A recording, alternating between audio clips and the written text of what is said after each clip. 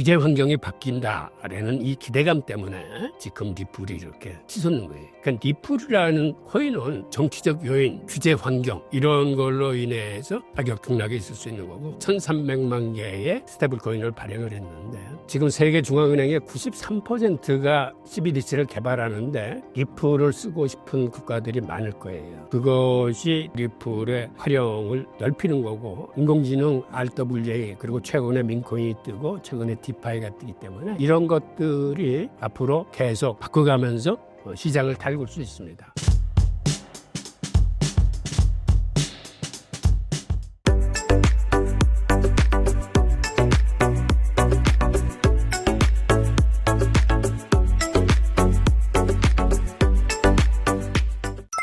안녕하세요. 홍익입니다. 저는 우리나라 무역진흥기관인 코트라에서 32년을 근무했고 그중 해외 7개국에서 18년을 살았습니다. 그리고 정년퇴직한 이후에는 대학에서 이제 학생들을 가르쳤고요. 대학마저 정년퇴직하고 이제 인생 산막을 이렇게 자유로운 글쓰기하고 유튜브 활동을 하고 있습니다. 현재 비트코인 분위기는 어떻게 보시나요?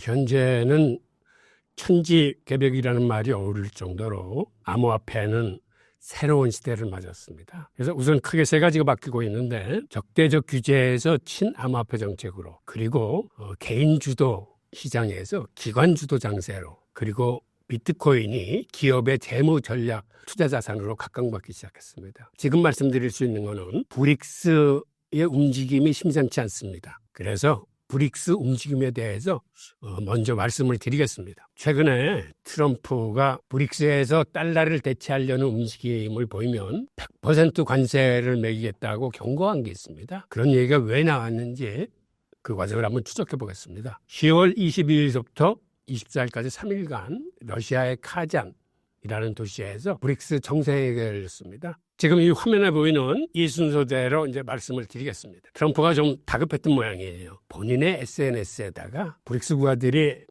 달러에서 벗어나려고 하는데 이거를 가만히 지켜보지만은 않겠다. 그들이 달러를 대체하려는 움직임을 보이거나 또 다른 방법을 찾게 되면 미국은 100% 관세를 때리겠다.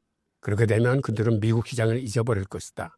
라고 강하게 협박성 경고를 했습니다. 과연 브릭스에서 무슨 일이 일어나고 있는지 그 과정을 한번 살펴보겠습니다. 브릭스 카잔 정상회의에서는 사실은 아주 중요한 얘기가 오고 갔는데 서방 언론들은 그 의미를 애써 축소하려는 그런 움직임이 있어요. 사실 여태까지 브릭스가 한 15차 정상회의를 가졌지만 그간은 그렇게 뚜렷한 합의를 이루어내지 못했어요. 그래서 서방의 언론의 시각은 브릭스가 얘기하는 브릭스의 기축통화 같은 거는 저게 얼마나 힘든 건데 브릭스로서는 안 될 거야 라는 시각으로 봤기 때문에 브릭스에서 나오는 뉴스를 크게 다루지 않았는데 그런데 문제는 이번에는 다릅니다. 뭐가 다른지 한번 같이 보시죠. 우선 이번 정상회의에서 논의된 내용들은 그 핵심은 브릭스가 서구로부터 독립하지 않은 그런 얘기입니다. 핵심 의제를 가지고 토의됐던 내용이 브릭스 공동통화를 만들고 그다음에 스위프트 시스템에 대항할 수 있는 브릭스 별도의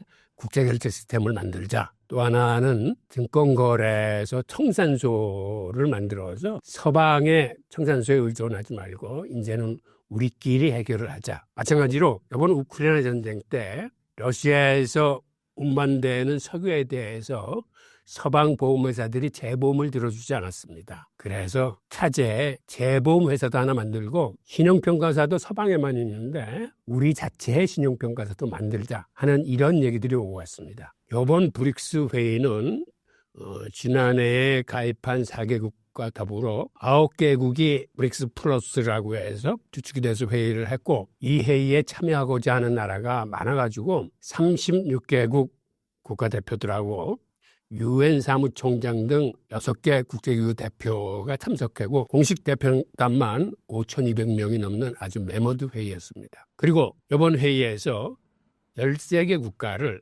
준회원국인 파트너 국가로 지정했어요. 그럼 브릭스는 이제는 9 플러스 13이 돼서 2개국의 경제 동맹체가 됐습니다. 이게 어느 정도 근거냐면 9개국일 때, 그러니까 올해 기준으로 봤을 때만 해도 이미 9개국 인구는 세계 인구의 45%입니다. 거의 세계 인구의 절반이 브릭스 회원국이에요. 근데 GDP 규모만 해도 세계 GDP의 3분의 1이 넘습니다. 이렇게 브릭스의 집단적 경쟁력이 커졌기 때문에 서구가 주도하는 통화금융 시스템에서 우리가 벗어나자 하는 게 이번 핵심 의제였었어요. 브릭스 정상회의에서 가장 중요하게 다뤘던 게 브릭스 무역 통화로 브릭스 유닛이라는 근본이 디지털 화폐를 도입하자 하는 게 또 핵심 의제의 하나였습니다. 브릭스 유닛이라 하면 실물 화폐입니다. 한마디로 근본이 화폐인데 금을 40%를 담보로 하고 그 다음에 9개국의 통화 바스켓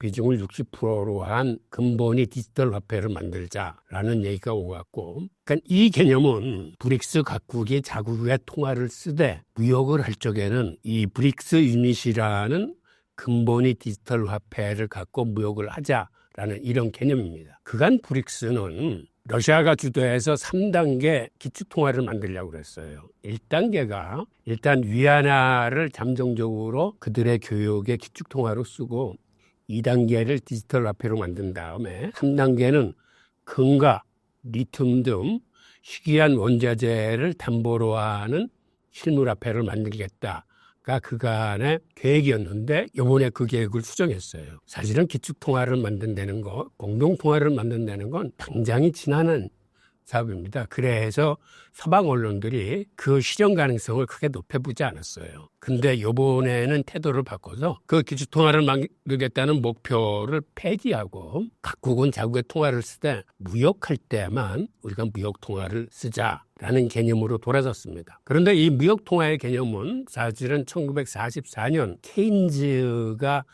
구상했던 개념이에요. 그때 영국 대표였던 케인즈는 방코르라는 무역 통화를 만들어서 각국은 자국의 통화를 쓰되 무역 정산할 때만은 방코르를 가지고 하자. 케인즈가 생각했던 건 한 나라의 패권적인 통화가 기축 통화가 되면 그건 필요 없고 무역 전쟁을 유발하고 무역 전쟁은 환율 전쟁으로 비화되면서 궁극적으로는 패권 전쟁으로 가는데 나중에는 물리적인 전쟁, 곧 3차 대전이 날 수 있다.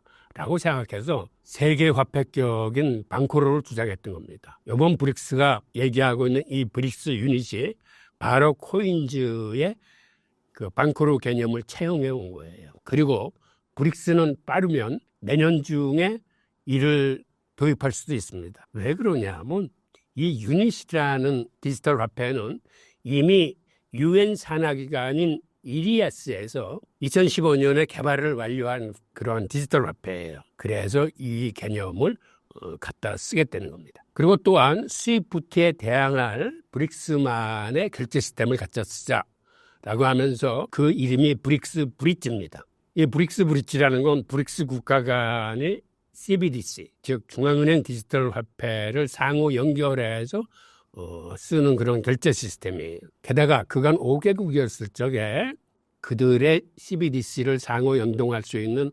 브릭스페이라는 결제 시스템도 이미 만들어 놓은 게 있었는데 그거는 지불 시스템으로 한 단계 더 진화시키기로 했습니다. 무슨 얘기냐면 우크라이나 전쟁 때 미국이 러시아를 경제 제재를 가하면서 러시아의 외환보유고만 압류했을 뿐만 아니라 러시아에 있던 비자나 마스터카드들도 다 철수시켰어요. 그러다 보니까 러시아 국민들이 그들의 신용카드를 쓸 수 없는 겁니다.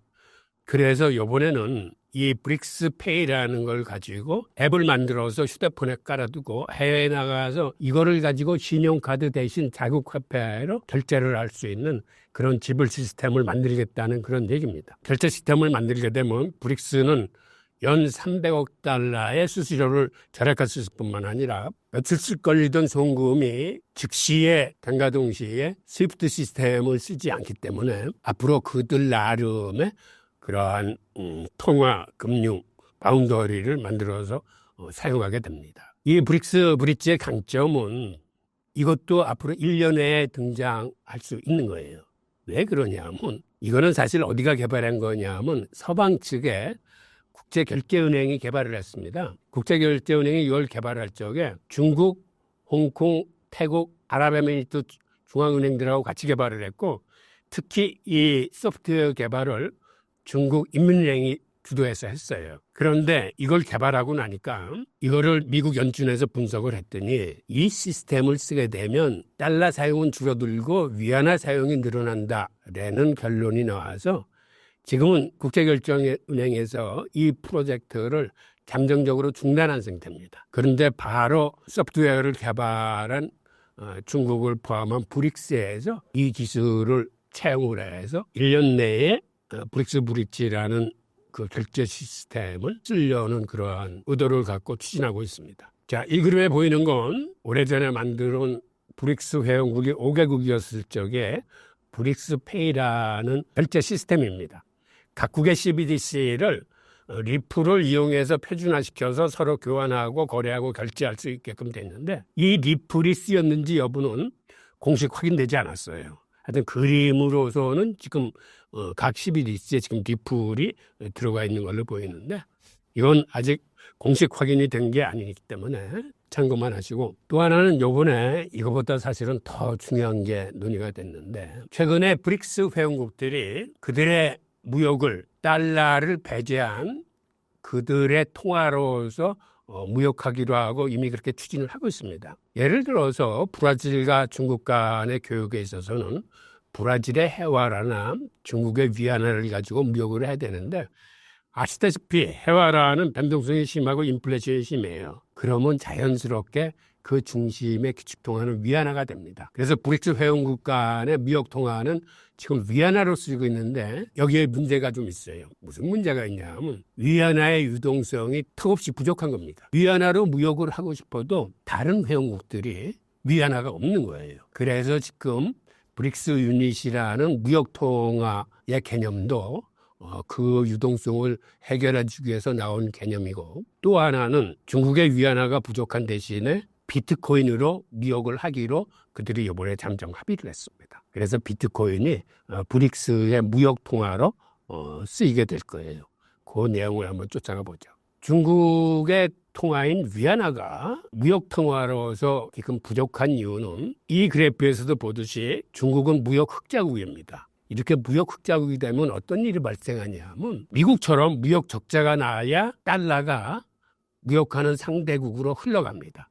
그래서 세계 시장에 공급이 되는 거예요. 근데 중국처럼 이렇게 무역 흑자가 나오면 오히려 해외에 있던 위안화조차 중국으로 빨려 들어옵니다. 그래서 중국 통화인 위안화는 무역 통화로서는 아직까지 유동성이 이렇게 턱없이 부족한 이런 상태에 직면해 있는 거고, 또 하나는 지금 보시는 그래프가 세계 무역 네트워크입니다. 이건 벌써 4년 전 기준인데도 중국을 최대 교역 대상국으로 삼는 나라는 140개국이 넘어요. 그런데 미국을 최대 교역 대상국으로 삼는 나라는 이제 40개뿐이 안 됩니다. 그러니까 압도적으로 지금 세계 무역은 중국을 중심으로 이루어지고 있습니다. 게다가 특히 제3세계 개발도상국들은 그들은 실용주의를 택하기 때문에 미국이 자기 편에 줄을 서라고 그래도 자연스럽게 수출 상품의 단가가 싸고 교역량이 많은 중국 쪽으로 줄을 설 수뿐이 없는 그런 형국이죠. 그러다 보니까 중국의 CRPS라는 그 결제 시스템이 지금 중국하고 교역하는 나라 사이에서는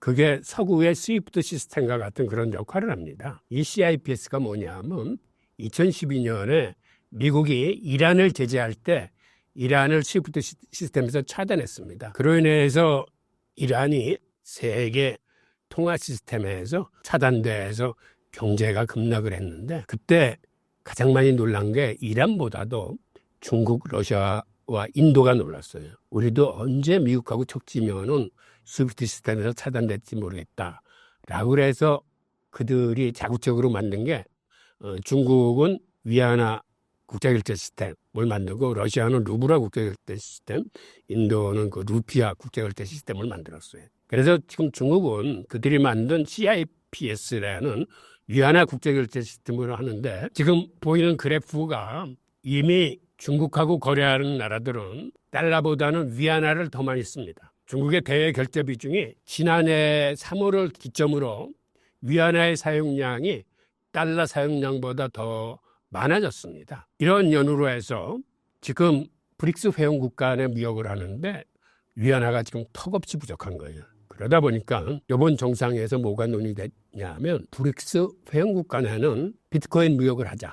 그리고 달러 의존도를 낮추기 위해서라도 우리가 암호화폐 투자를 시작하자. 즉 한마디로 달러 대신은 비트코인을 그들의 무역 통화로 쓰자는 게 논지였습니다. 그리고 회의가 끝난 다음에 푸틴 대통령은 브릭스가 암호화폐를 공식 투자 대상으로 채택했다고 밝혔습니다. 그리고 나서 러시아는 재빠르게 자세 전환을 했는데 러시아는 여태까지는 채굴을 금지하고 암호화폐의 국내 거래를 금하고 있는 나라인데 채굴을 합법화했습니다. 그래서 11월 2일 날 이미 발효가 됐고 그리고 러시아만 이렇게 합법화를 한 게 아니라 러시아는 브릭스 회원국들한테 러시아처럼 이렇게 다 따라주기를 권하면서 브릭스 전역의 채굴 이니셔티브를 시작하기 위해서 우리가 다 같이 협력하자 하면서 어떤 안을 내놨냐면 비트코인 채굴과 데이터 센터를 하나의 묶음으로 해서 러시아가 개발하고 있듯이 브릭스 회원국들이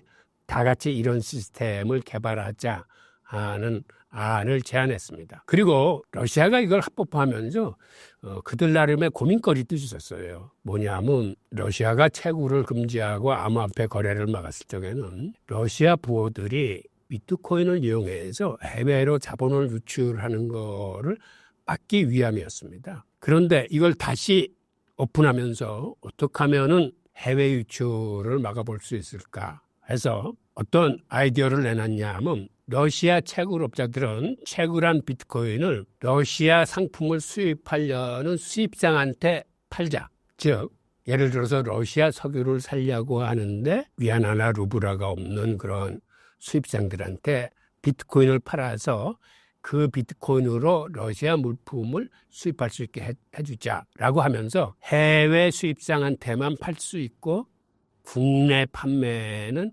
지금은 묶어놓은 상태입니다. 사실 국내 판매 묶어놓은 건 요번에 묶어놓은 게 아니라 몇 년 전부터 판매를 못하게 돼 있어요. 그러니까 그거는 풀지 않고 해외 판매만 요번에 풀었습니다. 그리고 또 어떤 법안을 사실은 준비를 했냐면 러시아는 올 초에 기업이 국제무역을 함에 있어서 암호화폐로 사용할 수 있는 법안을 이미 통과시켜 놨습니다. 러시아로서는 이런 사전 준비를 한 건데 그리고 이어서 러시아 정부는 어떤 정책을 취했냐면 두 개 거래소를 설립해서 루블화를 암호화폐로 교환하고 반대로 암호화폐를 루블화로 교환할 수 있는 그런 거래소를 설립하기로 했어요. 또 하나는 내년 1월 1일부로 중앙은행의 감시 아래 암호화폐 무역 결제를 허용하기로 했습니다. 들리는 얘기로는 위안화와 연동된 스테이블 코인 을 지금 검토 중이라고 하고 또 하나는 브릭스 통합 바스켓에 연동된 스테이블 코인 개발 가능성도 지금 검토하고 있다고 합니다. 이렇게 러시아는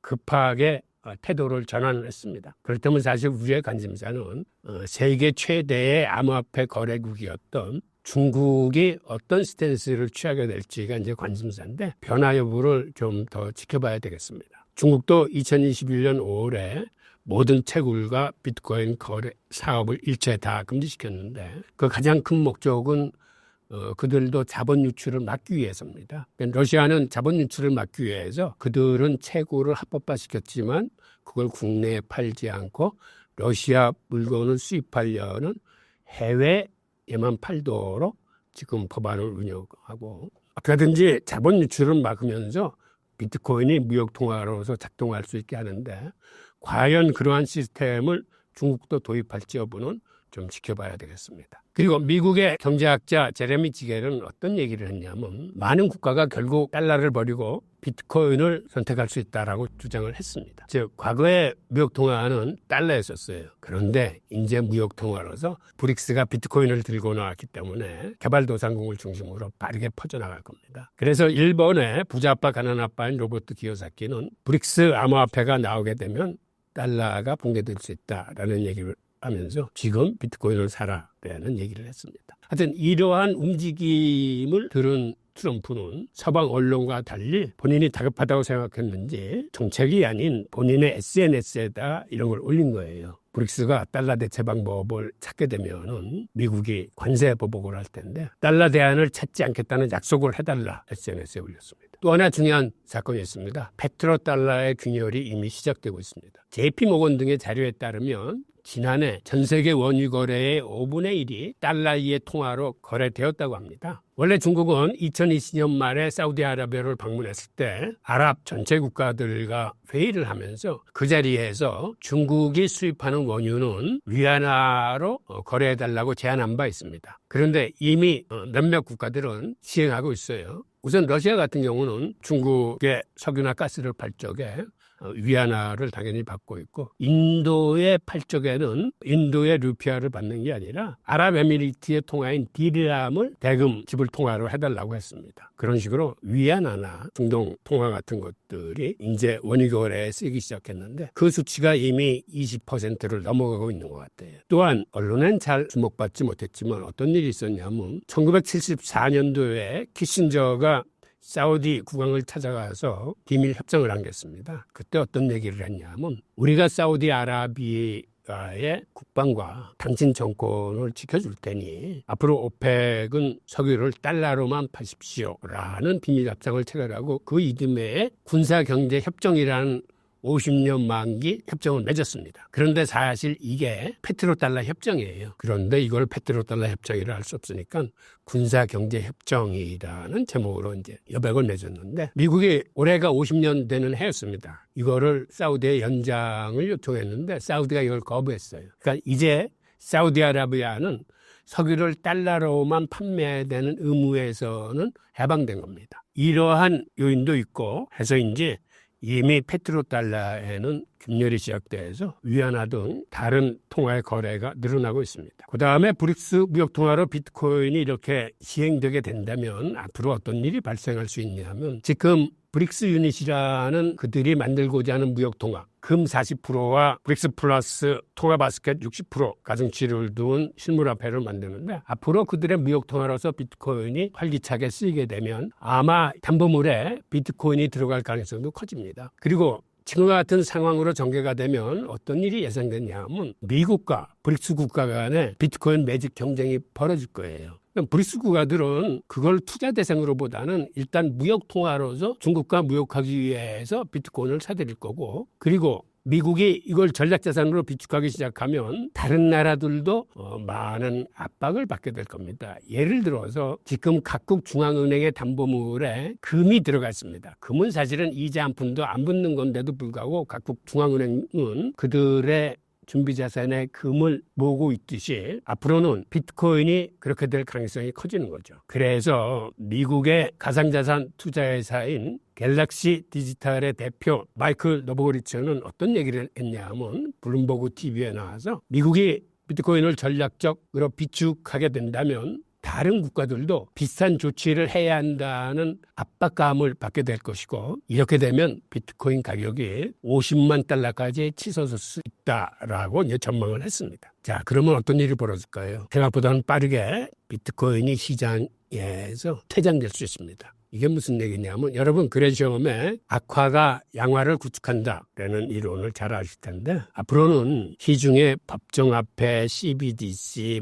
스테이블코인, 비트코인 등 여러 통화가 쓰이게 되면서 서로 치열하게 경쟁하게 될 텐데, 그런데 사실은 비트코인을 제외한 다른 화폐들은 인플레이션 화폐입니다. 즉 화폐 물량이 계속 늘어나면서 가치가 희석되는 화폐예요. 그러다 보면 자연스럽게 소비자들은 인플레이션이 일어나지 않는 비트코인을 선호할 수뿐이 없고, 시중에 여러 종류의 통화가 돌아다니는데 내가 비트코인을 손에 쥐게 되면 우선적으로 달러나 다른 통화를 먼저 쓰고 통화는 지갑 속으로 들어가게 되는 겁니다. 그렇지 않아도 지금 시중에서는 비트코인의 유동 물량이 점점 줄어들고 있어요. 지금 여기 그래프에서 보시는 것처럼 3년 전만 해도 암호화폐 거래소에 나와 있는 비트코인 물량이 330만 개였었는데 지금은 250만 개 수준으로 줄어들었습니다. 그러니까 비트코인을 사게 되면 장기 투자할 사람들이 재거래소에서 비트코인을 개인 지갑으로 옮기기 때문에 거래소 물량이 이렇게 줄어드는 거죠. 그런데 앞으로 시장이 이렇게 브릭스가 비트코인을 매집하기 시작하고 그러면, 그리고 특히 이제는 개인 주도 장세가 아니라 기관 주도 장세가 되나서 기관들이 큰 몫으로 지금 비트코인을 사기 시작했는데 빠른 속도로 비트코인 퇴장이 가속화되지 않을까 하는 그런 전망입니다. 비트코인 상승에 힘입어 최근 알트코인의 상승세도 매섭습니다. 현재 메이저 알트코인의 상황을 전해주신다면요?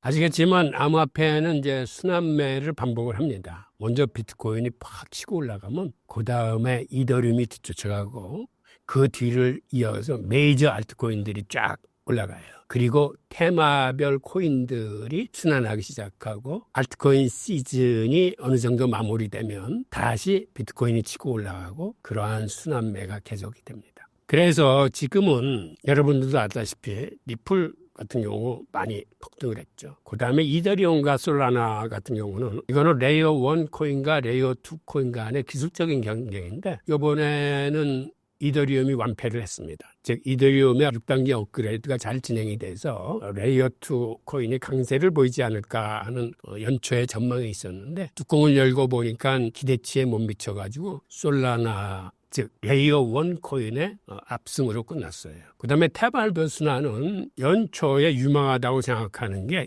인공지능, RWA, 그다음에 데핀, 디파이, 민코인 등이었었는데 최근 디파이가 맹렬한 속도로 부상을 했었죠. 하여튼 이러한 거를 투자할 적에 저는 알트코인 시즌 인덱스라는 이 지표를 참고하시라고 얘기를 하니까 그걸 한번 찾아보세요. 최근 알트코인 트렌드를 소개해 주신다면요?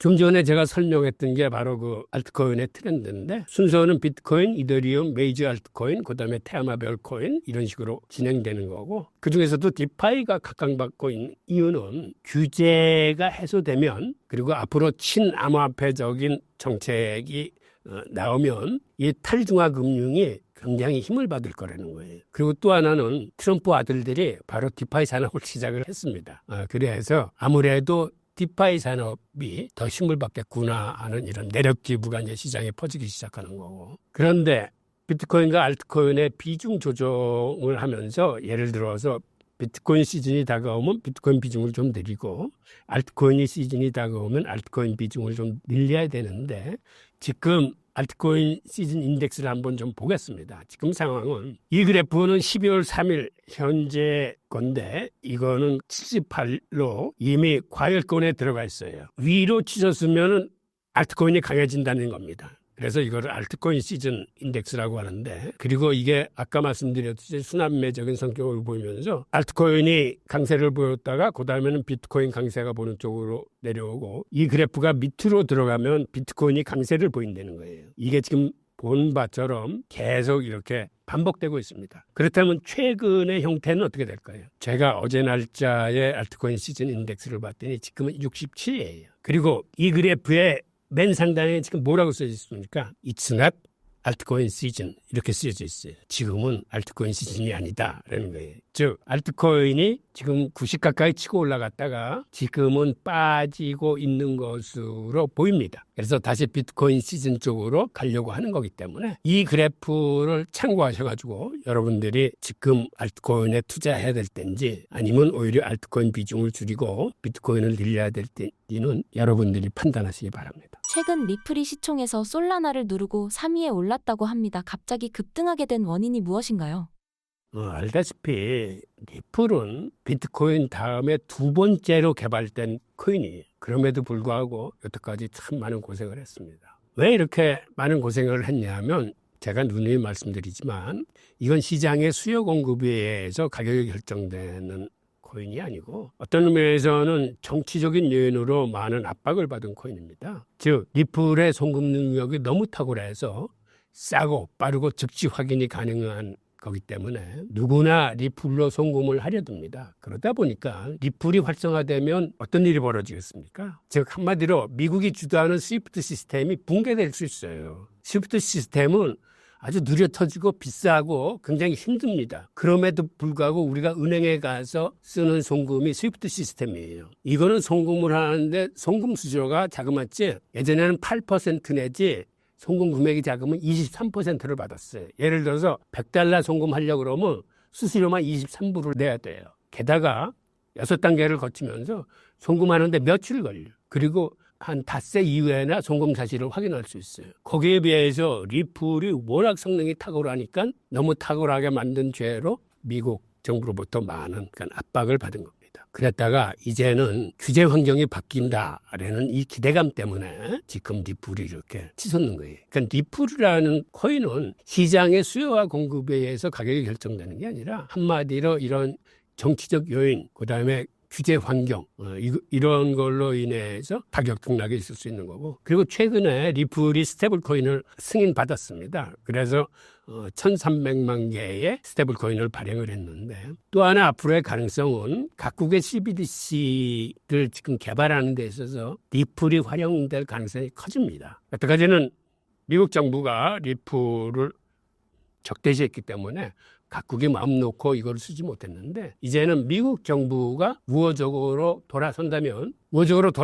게 아니라 여러분들이 앞으로도 주목 많이 하셔야 돼요. 과연 미국 정부가 리플을 우호적으로 외국 CBDC에 쓰이는 거를 허용을 할지, 아니면 예를 들어 브릭스 같은 데는 리플이 쓰게 되면 미국 정부가 리플을 다시 탄압할 수도 있어요. 그래서 어떤 여러 요인들을 여러분들이 관찰하셔야 될 거고, 그리고 리플 스테이블 코인이 나왔지만 리플 스테이블 코인은 마찬가지로 송금 능력이 탁월할 겁니다.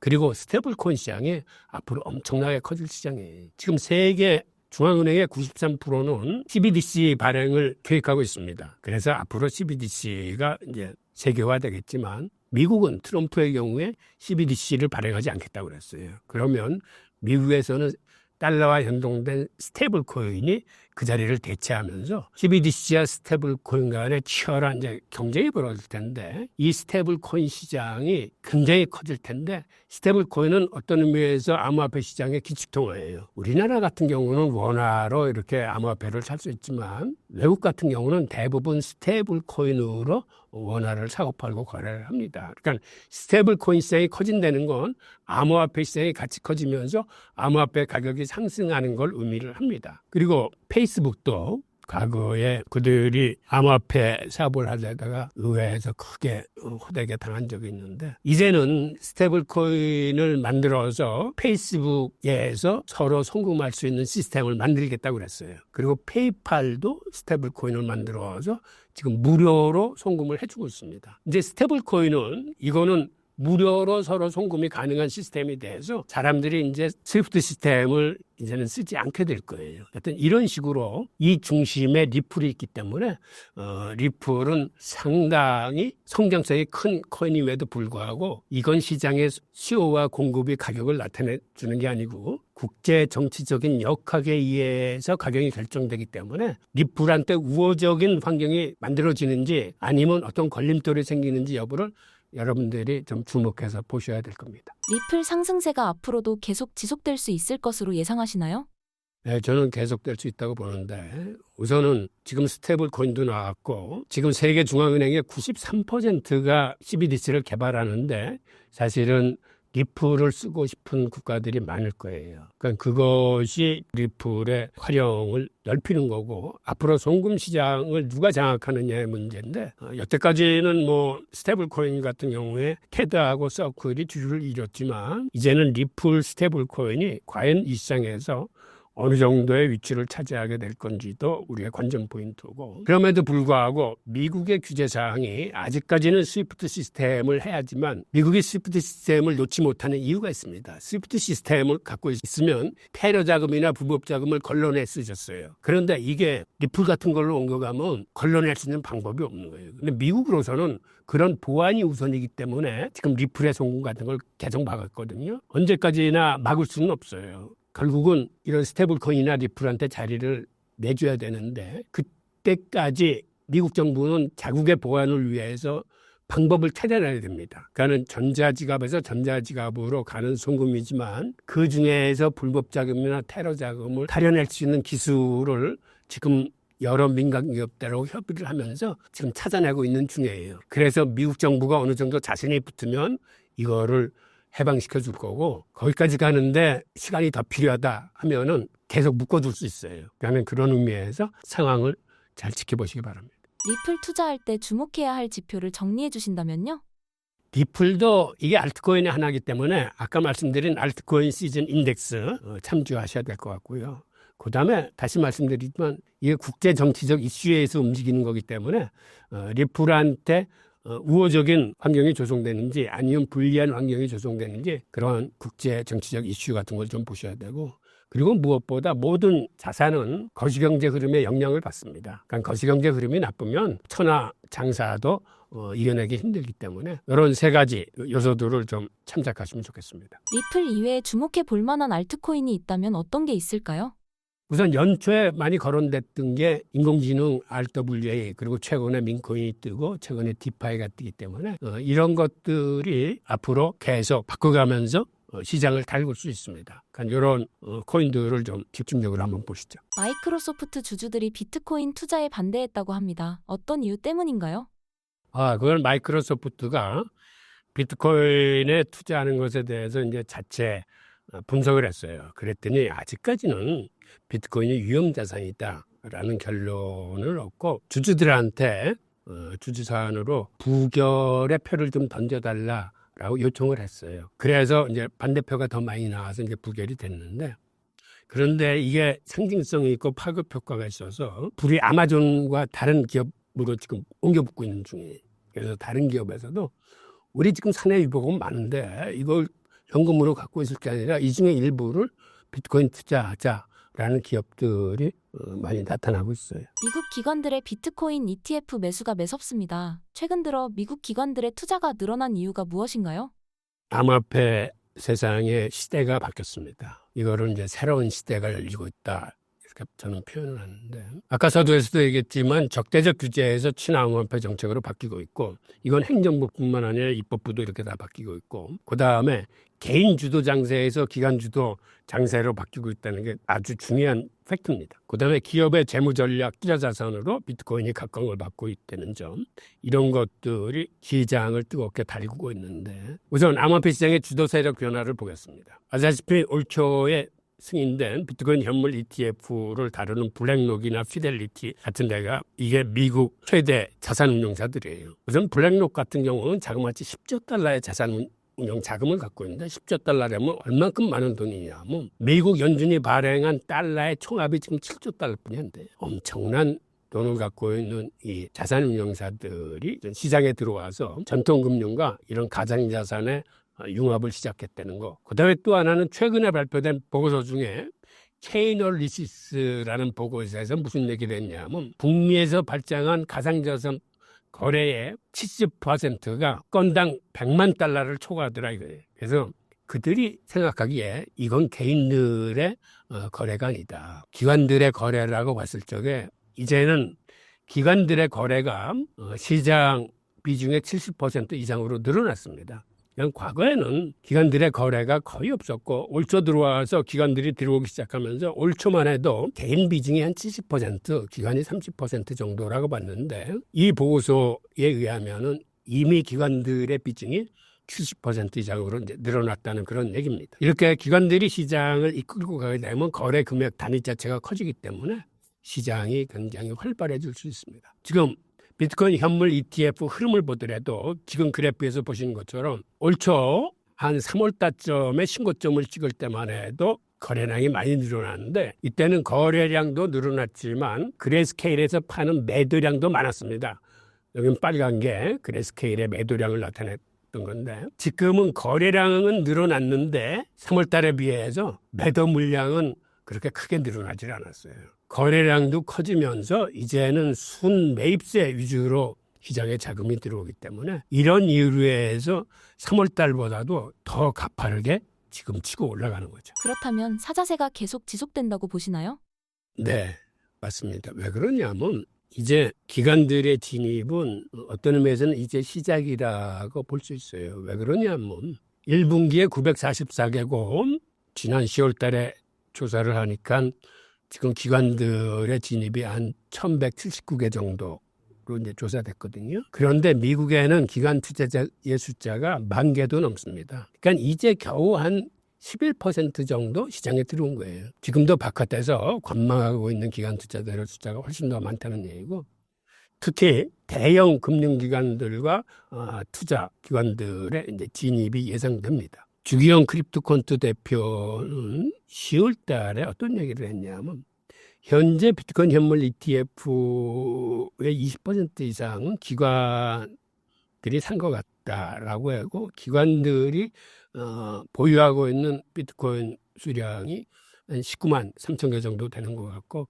그런데 지금 들어온 것 중에서 큰 금융기관은 골드만삭스하고 모건스탠리 등이 시장에 진입을 한 것 같고 이걸 뒤집어서 얘기하면 앞으로 들어올 기관 투자자의 숫자가 훨씬 더 많다는 걸 의미를 하고 그다음에 골드만삭스나 모건스탠리는 지금 발을 담그기 시작했지만 더 많은 대형 금융기관들이 앞으로 들어올 소지가 많기 때문에 이들의 투자는 점점 더 많아지겠죠. 비트코인 가격의 최상의 시나리오와 최악의 시나리오를 소개해 주신다면요?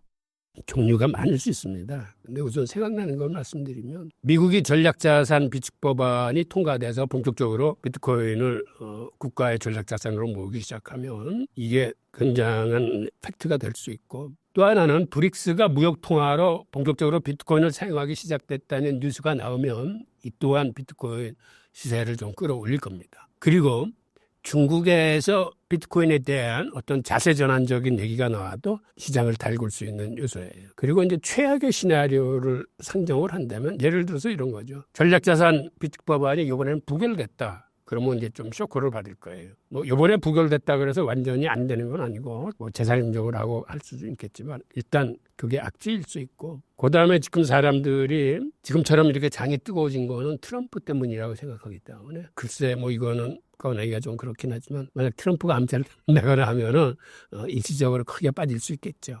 그런데 사실 이제는 시스템 자체가 이 전향적으로 긍정적으로 움직이기 때문에 어느 한 사람 때문에 시장이 이렇게 크게 좌우되지는 않을 겁니다. 그리고 우리가 우려하게 되는 건 사실은 거시경제의 흐름이에요. 거시경제의 흐름이 나쁘게 진행되면은 모든 자산 시장은 거기에 큰 압박을 받습니다.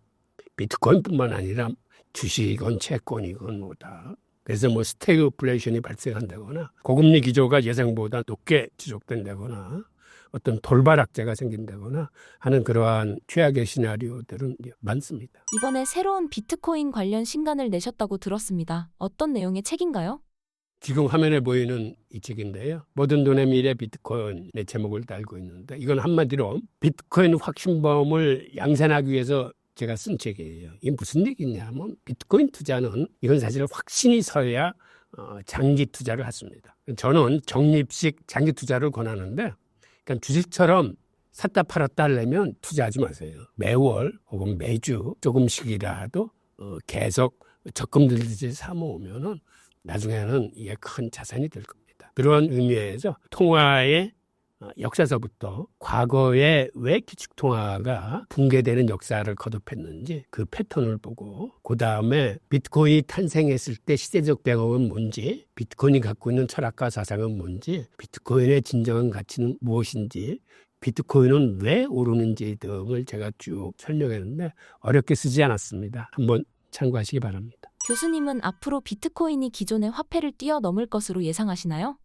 예, 그렇게 될 수뿐이 없는 게 앞으로는 CBDC가 나오면서 기축통화가 경제 블록별, 지역별로 이게 분권화될 겁니다. 그러니까 달러의 유세는 많이 줄어들고 기축통화들이 군웅활거가 시작될 거예요. 그리고 통화 종류도 지금 같은 달러 같은 지폐가 있고 CBDC가 있고 스테이블코인이 있고 뭐 비트코인이 있고 통화 종류도 다양화됩니다. 이렇게 치열하게 경쟁이 시작되는 춘추전국 시대에서 궁극적으로 살아남을 수 있는 거는 소비자들이 선택해 주는 화폐여야 되는데 소비자들이 어느 화폐를 선택하겠습니까? 인플레이션 화폐? 인플레이션이 일어나지 않는 화폐. 그러니까 자연스럽게 어떤 큰 혁명적인 변화를 겪지 않더라도 자연스럽게 나중에는 소비자가 선택하는 화폐가 궁극적인 세계 화폐가 될 겁니다. 암호화폐가 상용화된 미래의 모습은 어떻게 예상하시나요?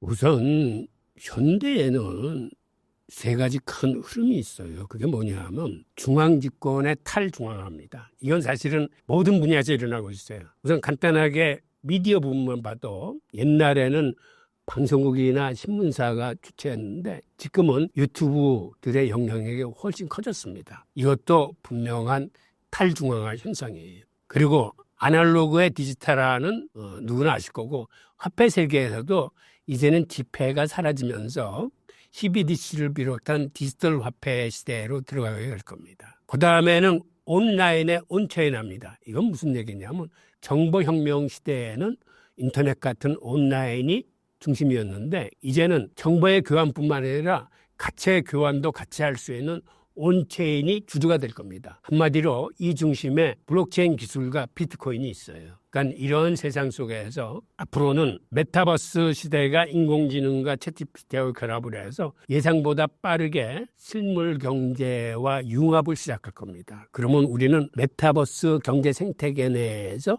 일자리도 생기고 일거리도 있고 거기서 교환이 일어나고 하면서 그쪽 경제 생태계가 굉장히 커질 거예요. 하여튼 이러한 변화를 겪으면서 암호화폐가 생각보다는 빠르게 우리의 실생활 속으로 들어오게 될 겁니다. 양자 컴퓨터의 개발로 비트코인이 해킹당할 가능성에 대해선 어떻게 생각하시나요? 기본적으로 암호 관련된 산업은 전체적으로 위협을 받을 겁니다. 비트코인도 예외가 아니기 때문에 언젠가는 위협을 받게 되는데 그런데 다행인 거는 당분간은 괜찮을 거라고 보여요. 왜 그러냐면 양자 컴퓨터에서 쓰이는 큐비트라는 건 기존에 쓰던 비트라는 건 0과 2이 번갈아 가면서 이 정보를 교환했던 것에 비해서 큐비트라는 건 0과 1이 동시에 존재하기 때문에 이 속도를 빠르게 계산할 수 있는 건데 그런데 비트코인 같은 걸 해킹하려면 이런 큐비트가 하루에 130만 개 정도 있어야 블록체인 기술을 해킹할 수 있다고 합니다. 근데 아직까지는 쓸 수 있는 영역이 105개예요. 그러니까 130만 개까지 가려면 과학자들이 보기에 앞으로 적어도 10년 내지 20년 걸릴 거다라고 해서 지금은 시간을 벌고 있어요. 그런데 나중에 가면은 이게 창과 방패의 싸움이 될 거예요. 그런 양자 컴퓨터의 기술이 빨라질수록 블록체인 기술도 도망갈 기술을 또 찾게 돼가지고 서로 이제 주거니 받거니 하는 그런 시대가 올 겁니다. 지금 암호화폐 시장만 해도 우리는 암호화폐는 추적 불가능하다고 생각하는데 사실은 그렇지 않습니다. 암호화폐를 추적하는 기술도 많이 나오고 있어요. 그러면 또 암호화폐는 그 나온 기술을 보고 도망가는 기술을 개발을 해요. 그러니까 예전에는 이렇게 교환했던 게 그런 걸 추적하는 기술이 나오면 우회적으로 이제는 다른 데를 많이 들러서 감으로써 그 기술로서는 추적하지 못하게 하는 이런 창과 방패 싸움이 현재 암호화폐 기술에서도 많이 등장하고 있거든요. 마찬가지의 그런 궤적을 밟을 거라고 봅니다. MSTR이 최근 1년 사이 6배 이상 올랐습니다. 그 이유가 무엇인가요? 우선 이게 비트코인의 증권화라고 얘기해야 될지 이게 주식이기 때문에 대중들한테 접근성이 용이합니다. 그러니까 주식 투자하는 사람들은 굳이 암호화폐 계정 따로 만들지 않아도 쉽게 살 수 있어요. 비트코인보다. 또 하나는 비트코인에 직접 투자하기 힘들었던 기관이나 기업들이 있어요. 그런 사람들이 간접 투자로 이거를 선호해요. 우리나라 기관만 해도 비트코인이나 심지어 비트코인 현물 ETF조차 사지 못하기 때문에 이걸 사는 거예요. 그러다 보니까 우리 국민연금도 이걸 샀어요. 아시다시피. 그다음에 우리 서학개미들이 이걸 굉장히 선호합니다. 이 주식을. 이런 것들이 가격을 끌어올리는 이제 동력이 되는 거고 또 하나는 이게 현물 비트코인보다 강한 이유가 우선 이 주식이 MSCI 지수에 편입이 됐습니다. 그러면 어떤 일이 벌어지냐면 패시브 펀드들 중에 한 30% 정도는 의무적으로 펀드에 이 주식을 담아야 돼요. 그리고 이번 12월 23일인가는 나스닥 100에 편입할 예정이에요. 그럼 또 나스닥 100을 추종하는 펀드들은 이걸 의무적으로 또 담아야 돼. 현물 ETF에 비해서 이 주식은 지수에 편입됐단 말이야. 그들이 의무적으로 계속 담아야 되기 때문에 현물 ETF보다 가격선순이 더 높은 거죠. 그리고 앞으로는 S&P 500에도 편입 가능성이 있어요. 그러면 내가 보기에는 모든 패시브 펀드는 얘를 담아야 돼. 앞으로. 그러니까 앞으로 더 가격이 올라갈 가능성이 있고 그다음에 MSTR이 내세우는 여러 가지 어떤 플랜들. 예를 들면 앞으로 3년 동안 10년 플랜을 제시하면서 주식으로 215%를 마련하고 채권으로 210억불 마련해서 이 돈으로 비트코인을 사겠다. 근데 비트코인을 항상 사면 산 금액보다 주식 가격이 훨씬 더 빨리 상승하니까 이게 굉장히 긍정적으로 작용하는 거죠. 그래서 궁극적으로 시총이 1조 달러에 도달하면 세계 최초로 비트코인 은행을 설립하겠다고 그랬어요. 그리고 또 이게 강점이 뭐냐면 거래소에 있는 비트코인은 해킹당할 수 있어요.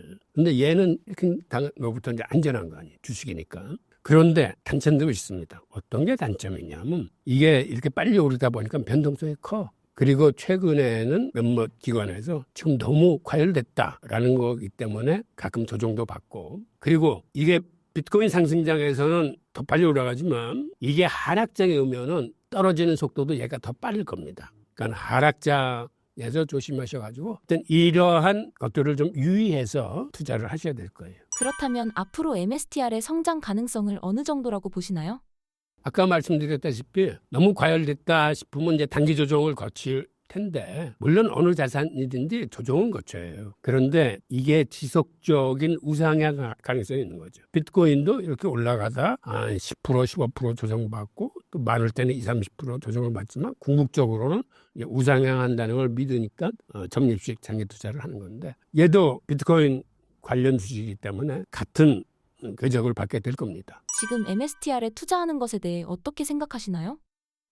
저는 괜찮다고 보고 투자를 적립식 투자를 권해드려요. 그게 이제 분산 투자도 되고, 그리고 궁극적으로 비트코인 은행을 설립하겠다 그러니까 은행이라는 건 본질적으로 예대 마진을 먹는 건데, 지금은 비트코인을 갖고 있는 것만으로 수익이 났지만 이제는 은행을 하게 되면 이거를 빌려줌으로써 나오는 이자 수익도 있고, 여기에 예치하는 사람들도 그냥 비트코인을 갖고만 있었는데 이자까지 더해서 가치 상승분하고 합치면은 수익이 더 빨라지기 때문에 그런 의미에서 성장 가능성이 좋다고 보고, 그다음에 은행을 하게 되면 사업 영역을 확대할 수 있는 여지가 많아요. 비트코인 기반 스테이블코인도 만들 수 있는 거고, 스테이블코인 관련 여러 상품들을 만들 수 있는데 그중에서 파생 상품들도 많아요.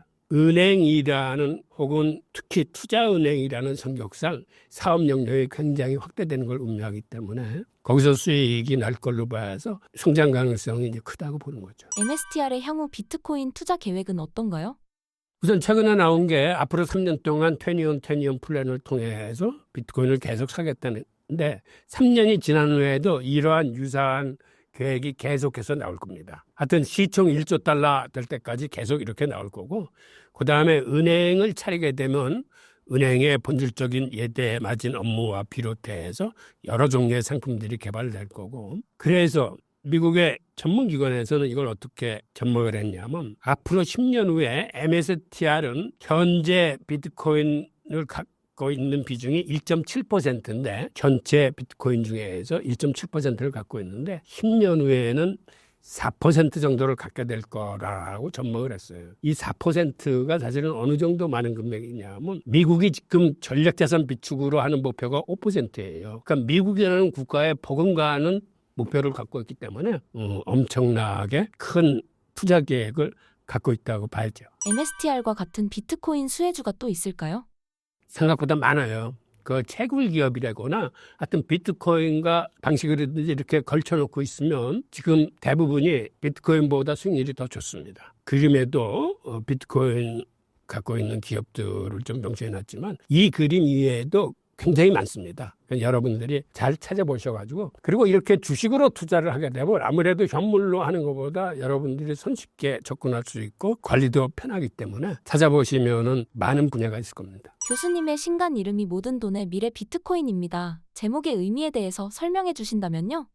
비트코인 확신범들을 양산하기 위해서 쓴 책인데, 한마디로 확신이 있어야 장기 투자가 가능하기 때문에 적립식 장기 투자를 하려면 비트코인이 갖고 있는 그 진정한 가치에 대해서 알아야 되는데, 화폐 역사를 쭉 설명하면서 왜 비트코인이 어떠한 상황에서 태어났는지, 그리고 비트코인은 어떤 철학과 사상을 갖고 있는지 등등 밝혀서 여러분들이 투자에 확신을 드리기 위해서 쓴 책입니다. 그리고 제가 좀 말씀을 드리고 싶은 거는, 우리나라 사람들은 리스크 테이킹 성향이 강합니다. 한마디로 대박을 쫓는 성향이 강해요. 그러다 보니까 지난해에는 어떠한 거래 결과가 이루어졌냐면, 비트코인 투자 비중은 한 5.5%뿐이 안 되고 알트코인 투자가 94.5%였어요. 그러다 보니까 비트코인이 횡보장이나 하락장일 적에는 알트코인에서 큰 피해를 보신 분들이 시장을 죄 떠나는 습성이 있어요. 그런데 외국인들은 비트코인 투자 비중이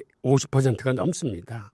그래서 우리도 패시브 펀드, 즉 암호화폐의 지수를 추정하는 패시브 펀드 투자 전략을 세워가지고 제가 세운 전략은 이겁니다. 시총의 도미넌스 비중대로 하시는 거예요. 그러니까 비트코인을 한 60%, 그다음에 이더리움을 한 15%, 기타 알트코인을 한 25% 정도 해서 비트코인과 이더리움은 적립식 장기 투자를 하시고 25%의 알트코인은 이건 여러분들이 매입 매도 시기를 잘 잡아서 하세요. 이것도 우선 간단한 제 방법을 소개시켜드리면 120일 이동 평균선을 기준으로 골든 크로스가 나면 그때 사시고 데드 크로스가 나면 그때 파세요. 팔아서 현금을 갖고 있는 것도 이것도 엄연한 투자입니다. 그렇게 하면 마음 편히 투자하실 수 있어요. 알트코인도. 아니면 클로드 세넌이 얘기한 균형 보건 포트폴리오라는 것도 있어요. 그건 뭐냐면 어느 알트코인을 투자할 적에 현금 50%, 알트코인 50%를 투자하는 겁니다. 그리고 매일 그 비중을 혹은 매주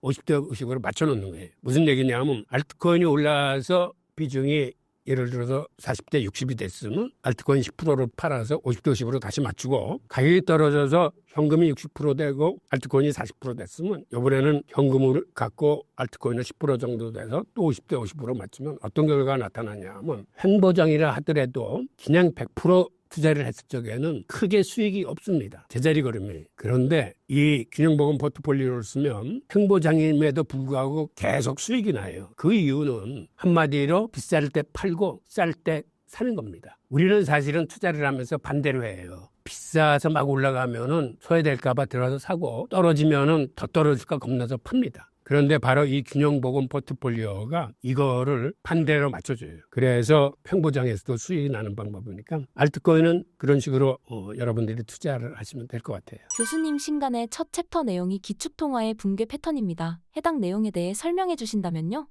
기축통화는 영원히 지속되는 건 없었습니다. 과거에도 그리스 때 최초의 기축통화가 나왔는데 그때도 스파르타하고 전쟁을 하면서 아테네가 갖고 있던 금화를 늘리기 위해서 금화에 구리를 섞기 시작했습니다. 결국 나중에는 구리를 너무 많이 섞어가지고 전쟁터에 나가는 용병들이 전쟁 중에 받는 금화를 받지 않음으로써 군인들이 태업을 일으켜서 그 전쟁에서 쳐요. 그리고 아테네도 제국의 역사는 그때 끝납니다. 그런데 우리 인류는 과거로부터 역사를 제대로 배우지 못해요. 로마에서도 그와 똑같은 일이 일어납니다. 로마의 대화재가 일어났을 때 네로가 은전에다가 구리를 섞기 시작했어요. 그리고 후대 왕들이 다 쫓아서 그거를 하면서 나중에는 은색깔이 아니라 은전이 느리팅팅한 동전 색깔이 되니까 사람들이 은전을 받지 않았습니다.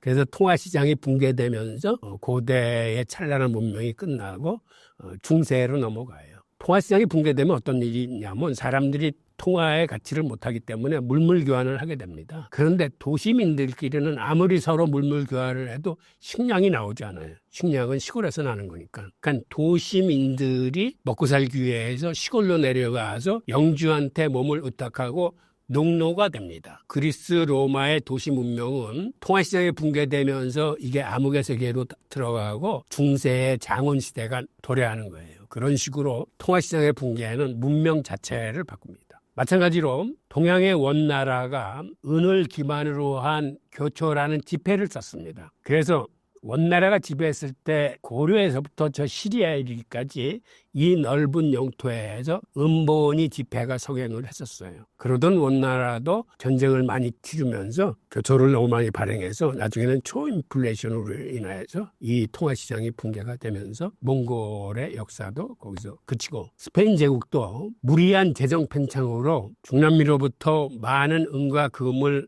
가져다 썼음에도 불구하고 결국은 나라가 부도를 나고 파산을 납니다. 그래서 이제 제국이 쓰러지는데 과거에도 결국은 이런 초인플레이션과 재정 팽창으로 제국들이 이제 수명을 다하지 못했는데 그러한 것들이 현대에서도 지금 계속 일어나고 있어요. 알다시피 달러를 비롯한 통화들이 본원 통화 방액을 엄청나게 늘리고 있어요. 지난 10여 년 사이에 달러 발행액도 자그마치 10배가 늘었습니다.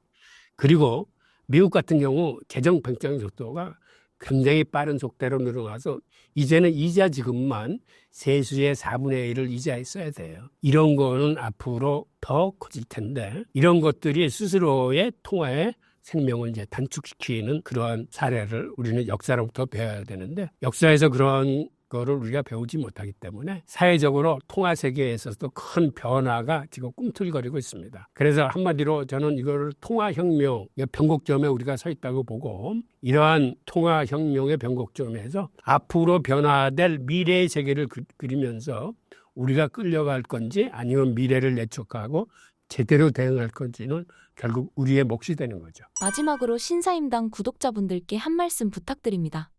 암호화폐 시장은 변동성이 큰 시장이에요. 그래서 여러분들이 정말 정석 투자하시기를 바랍니다. 그러니까 비트코인이나 이더리움은 적립시장에 투자. 그리고 이 시장은 가능한 보수적으로 접근하십시오. 그러니까 변동성 노출이 큰 알트코인은 사실 알트코인은 99%가 다 소멸될 것들이에요. 여러분들이 마음 편히 하기 위해서 비트코인 비중을 늘리고 적립 투자로 적금 들듯이 편안한 마음가짐으로 투자하시기를 부탁드립니다.